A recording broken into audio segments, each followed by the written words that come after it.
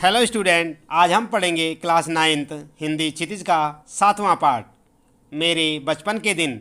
हम आपको बताएंगे पाठ के अंत में पूछे गए प्रश्नों के उत्तर। तो स्टूडेंट, जैसे कि आप सभी जानते हैं, मेरे बचपन के दिन पाठ की लेखिका हैं श्रीमती महादेवी वर्मा। तो आइए देखते हैं पाठ में पूछे गए प्रश्न और उनके उत्तर। तो स्टूडेंट, यहाँ पर जो है आपके लिए पहला क्वेश्चन है कि मैं उत्पन्न हुई तो मेरी बड़ी खातिर हुई और मुझे वह सब नहीं सहना पड़ा जो अन्य लड़कियों को सहना पड़ता है। इस कथन के आलोक में आप यह पता लगाएं कि उस समय लड़कियों की दशा कैसी थी। तो आपका उत्तर यहाँ पर होगा, लेखिका का जन्म उनके परिवार में 200 वर्षों के बाद होने से परिवार में उनका खुशी से स्वागत सत्कार किया गया, जबकि उस समय अर्थात सन 1900 के आसपास भारत में लड़कियों की दशा बहुत शोचनीय थी। लोगों का दृष्टिकोण संकीर्ण था। प्रायः लड़कियों को जन्म देते ही मार दिया जाता था, उन्हें बोझ समझा जाता था। यदि उनका जन्म हो जाता था तो पूरे घर में मातम छा जाता था। लड़कों को ही महत्व दिया जाता था। महादेवी वर्मा अपने एक संस्मरण में लिखती है, बैंड वाले नौकर चाकर सब लड़का होने की प्रतीक्षा में खुश बैठे रहते थे। जैसे ही लड़की होने का समाचार मिलता सब चुपचाप विदा हो जाते। ऐसे वातावरण में लड़कियों के पालन पोषण तथा पढ़ाई लिखाई आदि पर ध्यान नहीं दिया जाता था। समाज में बाल विवाह, दहेज प्रथा और सती प्रथा जैसी कुरीतियाँ फैली थी। आगे यहाँ पर जो है दूसरा प्रश्न है आपके लिए, मैं उत्पन्न हुई तो मेरी खातिर हुई और मुझे वह सब नहीं सहना पड़ा जो अन्य लड़कियों को सहना पड़ता है। इस कथन के आलोक में आप यह पता लगाएं कि लड़कियों के जन्म के संबंध में आज कैसी परिस्थितियां हैं। तो आपका उत्तर होगा यहाँ पर, आज लड़कियों के जन्म के संबंध में स्थितियां थोड़ी बदली हुई हैं। आज शिक्षा के माध्यम से लोग सजग हो रहे हैं। लड़का लड़की का अंतर धीरे धीरे कम हो रहा है। आज लड़कियों को लड़कों की तरह पढ़ाया लिखाया भी जाता है, उन्हें उन्नति के समान अवसर दिए जाते हैं, परंतु लड़कियों के साथ भेदभाव पूरी तरह समाप्त नहीं हुआ है। आज भी भ्रूण हत्याएं हो रही हैं, कहीं कहीं दहेज संबंधी अत्याचार आज भी होते हैं। सरकार लड़कियों की स्थिति सुधार के लिए प्रयास कर रही है। आगे स्टूडेंट, यहाँ पर जो है आपके लिए तीसरा प्रश्न है, लेखिका उर्दू फारसी क्यों नहीं सीख पाई। लेखिका को उर्दू फारसी में बिल्कुल रुचि नहीं थी। उनके शब्दों में ये यानी कि बाबा अवश्य चाहते थे कि मैं उर्दू फारसी सीख लूँ, लेकिन वह मेरे बस की नहीं थी। इसलिए जब उन्हें उर्दू पढ़ाने के लिए मौलवी साहब के घर जब उनको उर्दू पढ़ाने के लिए मौलवी साहब घर में आते थे तो लेखिका चारपाई के नीचे छिप जाती थी। आगे चौथा प्रश्न है आपके लिए कि लेखिका ने अपनी माँ के व्यक्तित्व की किन विशेषताओं का उल्लेख किया है। तो यहाँ पर जो है महादेवी वर्मा की माताजी धार्मिक स्वभाव की महिला थी। वे नित्य पूजा पाठ किया करती थी, ईश्वर में आस्था रखती थी। सवेरे प्रभाती, शाम को मीरा के पद गाती थी। वे रामायण का पाठ करती थी। उन्हें हिंदी और संस्कृत का अच्छा ज्ञान था। माँ ने उन्हें सबसे पहले पंचतंत्र पढ़ने को दी, जिससे हिंदी के प्रति उनकी रुचि जागृत हुई। अगला प्रश्न है आपके लिए कि ज्वारा के नवाब के साथ अपने पारिवारिक संबंधों को लेखिका ने आज के संदर्भ में स्वप्न जैसे क्यों कहा है। तो आपका उत्तर होगा, जवारा के नवाब के साथ महादेवी वर्मा के पारिवारिक संबंध उनके सगे संबंधियों से भी अधिक बढ़कर थे। दोनों परिवारों के बच्चों के जन्मदिन एक दूसरे के घर पे मनाए जाते थे। जवारा की बेगम को महादेवी ताई कहकर बुलाती थी और उन्होंने ही उनके भाई का नामकरण भी किया। वे हर त्यौहार एक साथ मनाते थे। जब महादेवी राखी नहीं बांध देती थी तब तक वे अपने बेटे को पानी भी नहीं पीने देती थी। बेगम साहिबा के घर में अवधी बोली जाती थी, परंतु हिंदी और उर्दू भी चलती थी। पहले वातावरण में जितनी निकटता थी वह अब सपना हो गई है। ऐसे आत्मीय संबंधों की आज के समय में कल्पना भी नहीं की जा सकती। आज आत्मीयता का स्थान आपसी भेदभाव, दिखावा, नीचा दिखाने की आदत ने ले लिया है। आगे स्टूडेंट, यहाँ पर जो है रचना और अभिव्यक्ति से संबंधित आपके लिए कुछ प्रश्न होंगे। प्रश्न नंबर 6 देखते हैं। जेवोनिशा महादेवी वर्मा के लिए बहुत काम करती थी। जेवोनिशा के स्थान पर यदि आप होती या आप होते तो महादेवी से आपकी क्या अपेक्षा होती। तो उत्तर आपका यहाँ पर आप अपने हिसाब से भी लिख सकते हैं। जेवोनिशा के स्थान पर यदि महादेवी वर्मा को सहायता करती तो उनसे निम्नलिखित अपेक्षाएं रखती। प्रेम और आदर की भी अपेक्षा करती, पढ़ाई में सहायता चाहती, उनकी स्वरचित कविताएं सुनने की अपेक्षा रखती और उनसे कविता लिखने का प्रोत्साहन पाना चाहती। आगे 7वां प्रश्न होगा आपका, महादेवी वर्मा को काव्य प्रतियोगिता में चांदी का कटोरा मिला था। अनुमान लगाइए कि आपको इस तरह का कोई पुरस्कार मिला हो और वह देश हित में या किसी आपदा निवारण में काम में देना पड़े तो आप कैसा अनुभव करेंगे या करेंगी। तो आप अपने हिसाब से यहाँ पर उत्तर बना सकते हैं। यदि मेरे सामने देश हित का प्रश्न आता है या किसी विपत्ति को दूर करने का प्रश्न आता है तो मैं अपना चांदी का कटोरा अवश्य दे देती।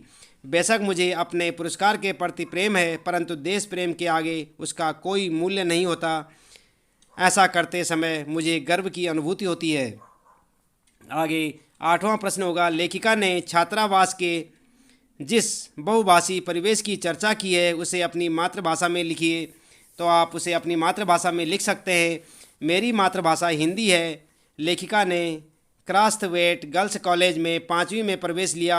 यहाँ देश के विभिन्न भागों से छात्राएं पढ़ने आती थी। यहाँ पर ये छात्राएं अपनी अपनी मातृभाषा में बातें करती थी। यहाँ हिंदी, मराठी, अवधी, बुंदेली और ब्रज आदि भाषाएं सुनने को मिलती थी। सब हिंदी और उर्दू का अध्ययन करती थी। इस प्रकार छात्रावास का परिवेश बहुभाषी था। आगे 9वां क्वेश्चन है यहाँ पर, महादेवी जी के इस संस्मरण को पढ़ते हुए आपके मानस पटल पर भी अपने बचपन की स्मृति उभर कर आई होगी। उसे संस्मरण शैली में लिखिए। तो आप लिख सकते हैं उसे अपने भाषा शैली में, संस्मरण शैली में, जो आपको याद होगी उस तरह से कहानी लिख सकते हैं। तो देखते हैं यहाँ पर उत्तर किस प्रकार से हो सकता है। एक दिन की बात है, मैं और मेरा मित्र पाठशाला से घर लौट रहे थे।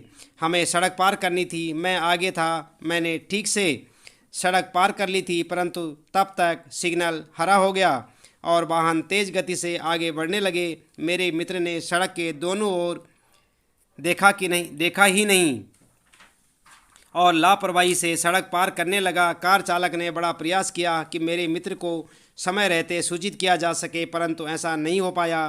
कार चालक ने मेरे मित्र को बचाने के प्रयास में कार को इधर उधर घुमाने का प्रयास किया। इस प्रयास में उसकी कार हमारे विद्यालय के पास एक पेड़ से जा टकराई।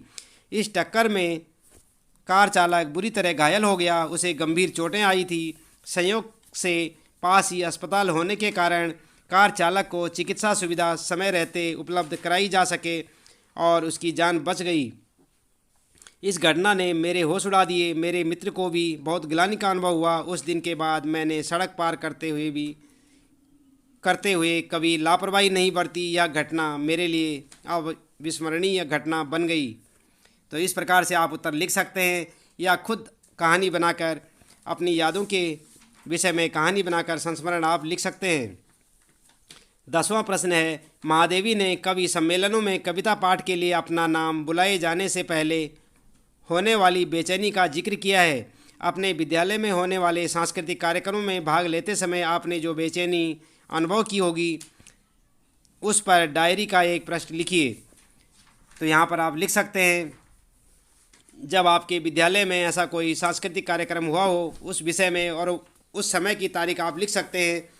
आज हमारे विद्यालय का वार्षिकोत्सव मनाया गया। इसमें सांस्कृतिक कार्यक्रम का आयोजन किया गया था। इस कार्यक्रम में मुझे अपने मित्र के साथ नृत्य प्रस्तुत करना था। हमारा नृत्य तीसरा था। हम कार्यक्रम शुरू होने से पहले वस्त्र और आभूषण के साथ सुसज्ज हो गए थे, पर जैसे ही कार्यक्रम शुरू हुआ मेरे दिल की धड़कनें बढ़ने लगी। मैंने पहली बार ऐसे कार्यक्रम में नाम लिखवाया था और देखते देखते हमारा नाम पुकारा गया। ऐसे ही हम मंच पर गए। सब ने तालियों से हमें प्रोत्साहित किया। मुझ में धीरे धीरे आत्मविश्वास बढ़ता गया और मैं नृत्य में लीन हो गया। सबको हमारा नृत्य बहुत अच्छा लगा। यह दिन मुझे हमेशा याद रहेगा। आगे आपके पास प्रश्न है, भाषा अध्ययन का। तो पाठ से निम्नलिखित शब्दों के विलोम शब्द ढूंढकर लिखिए। विद्वान, अनंत, निरपराधी, दंड और शांति। तो उत्तर होगा आपका विद्वान का विदुषी और अनंत का होगा अंत, निरपराधी का अपराधी, दंड का पुरस्कार और शांति का बेचैनी। आगे 12वां प्रश्न है आपके पास, निम्नलिखित शब्दों से उपसर्ग प्रत्यय अलग कीजिए और मूल शब्द बताइए।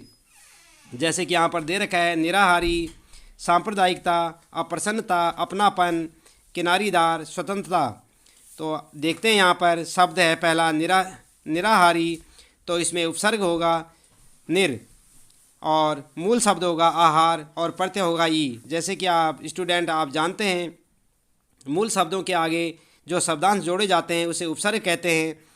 तो यहाँ पर जो है मूल शब्द है आहार और इसके आगे निर शब्दांश जोड़ा गया तो ये बना निराहारी और इसमें ई प्रत्यय है। मूल शब्दों के अंत में जब कोई शब्दांश जोड़ा जाता है तो उसे प्रत्यय कहते हैं।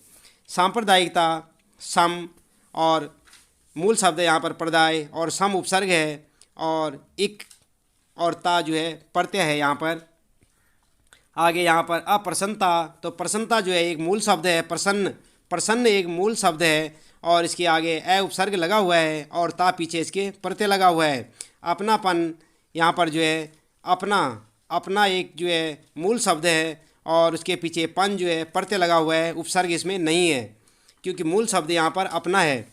और किनारीदार की अगर बात करते हैं तो किनारीदार में किनारी एक मूल शब्द है और दार इसमें प्रत्यय लगा हुआ है, उपसर्ग इसमें नहीं है। स्वतंत्रता की अगर बात करते हैं तो तंत्र होता है एक शासन और स्व इसमें जो है उपसर्ग लगा हुआ है और ता इसमें प्रत्यय लगा हुआ है। आगे निम्नलिखित उपसर्ग प्रत्ययों की सहायता से दो दो शब्द लिखिए। उपसर्ग यहाँ पर दे रखे जैसे अनु उपसर्ग, अ उपसर्ग, सत उपसर्ग, स्व उपसर्ग और दुर उपसर्ग और प्रत्यय यहाँ पर दार, हार, वाला, अनीय आदि दे रखे हैं। तो आपने यहाँ पर एक शब्द बनाना है तो उपसर्ग अन उपसर्ग से आप बना सकते हैं, कई शब्द बन सकते हैं, लेकिन यहाँ पर कुछ शब्द हम आपको बता रहे हैं। तो शब्द जैसे बन गया यहाँ पर अनाधिकार, तो अन सब उपसर्ग लगने के बाद अधिकार के आगे अन उपसर्ग लगता है तो ये हो जाएगा अनाधिकार। और शब्द जो है अनंत, उसके बाद यहाँ पर देखते हैं अभाव के आगे जो है एक उपसर्ग जो है यहाँ पर जो है शब्द जो है अभाव है और उपसर्ग अ उपसर्ग लगा हुआ है और आगे जाके दूसरा शब्द बन गया यहाँ पर अकाल। और सत में जो है सत्कर्म देख सकते हैं आप यहाँ पर यहाँ पर एक उपसर्ग आपको दे रखा है तो आपने दो शब्द बनाने हैं यहाँ पर सत्कर्म और सतपथ। इसी प्रकार से उपसर्ग स्व है यहाँ पर स्वाधीन आपने बनाया और स्वराज आपने बनाया। तो इसी प्रकार से दुराचार यहाँ पर जो है दुर उपसर्ग से आपने जो है दो शब्द बनाए दुराचार और दुर्लभ।